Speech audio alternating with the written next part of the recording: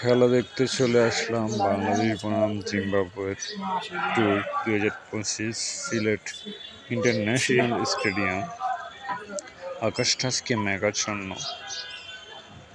Already খেলা শুরু হয়ে গেছে। আমি আসতে লেট। টিকিটের মূল্য ছিল 50 টাকা।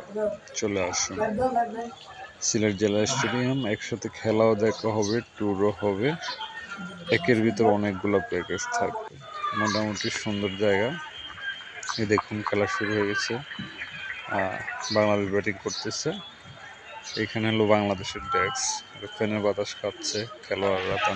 যারা বেঞ্চে বসে আছে তারা এখানে থাকে। আর ঠিক এর ডান পাশে আছে জিম্বাবু পার্টি। এটা হলো যে বড় স্ক্রিনটা, যেখান থেকে দেখা গেল যে দর্শকরা থাকার পর হলো সবাই তো কি বলে যে মোবাইল টিভি বা অন্য সময় মনোযোগ হয়ে একটা ক্যাচ হয়ে গেল, পিছিয়ে গেলো। দেখেন এখানে যে মূলত বাংলাদেশের কোচ আমার পিছনে একদম খুব কাছ থেকে আমি দেখার সৌভাগ্য হয়েছে তারা খুব মোশন করে আছে। ভালোভাবে কোচিং তো করাতে পারে না, কিন্তু মোশন করে বাংলাদেশের খাওয়া দাওয়া ঠিক হতে পারে। এদের নিরাপত্তার জন্য যে লোকটা কর্নারে দেখুন, নিচে সিকিউরিটি গার্ড। একটা কোকাকোলা ফ্রিজ আছে। সবচেয়ে বড় বিষয়, সবাই ইসরায়েলের পণ্য কোকাকোলা বয়কট করে, কিন্তু দেখেন খেলোয়াড় পার্টি কোকাকোলার ফ্রিজ ব্যবহার করতেছে। আর খেলোয়াড়দের নিরাপত্তা দিচ্ছে নিরাপত্তা প্রহরীরা।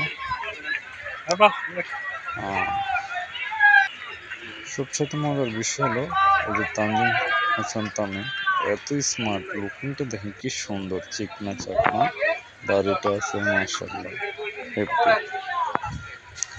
তারপর হলো দর্শক নাই বললে চলে, 50 টাকা করে দিয়ে দিচ্ছে দর্শক ফ্রি। সিলেটের মানুষ এমনিতে একটু খেলাপ্রেমী কম হয়, যেটা বুঝলাম, কিন্তু চট্টগ্রাম ঢাকাতে হলে টেস্ট হলেও কিছু লোক থাকে, কিন্তু একদম পুরো গ্যালারিটাই ফাঁকা।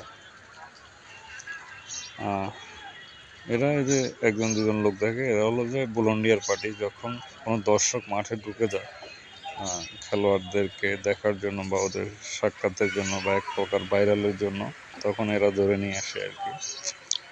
আকাশ মেঘলা তো অলরেডি লাইট লাগাই দিচ্ছে।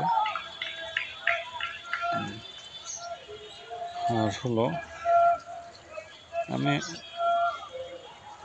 বোলিং করতেছে, কিন্তু সবচেয়ে মজার বিষয় আপনার স্টেডিয়ামের চেয়ে টেলিভিশনে খেলা দেখা খুব সুন্দর